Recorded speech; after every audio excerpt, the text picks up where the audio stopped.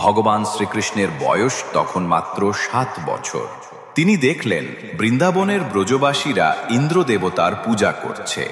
কৃষ্ণ জিজ্ঞেস করলেন, ইন্দ্রদেবতার পূজা কেন? তখন তারা বলল, ইন্দ্রই বৃষ্টির দেবতা, তার কৃপাতেই বৃষ্টি হয়, ফসল ফলে, গরু ঘাস পায়, আর আমরা বাঁচি।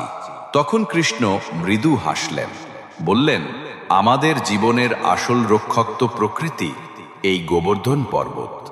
এই পর্বতই ঘাস দেয়, ফল দেয়, নদীর জলধারা সৃষ্টি করে।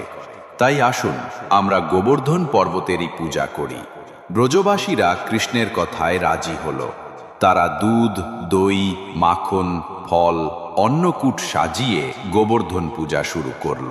কিন্তু দেবরাজ ইন্দ্র অপমানিত ও ক্রুদ্ধ হলেন।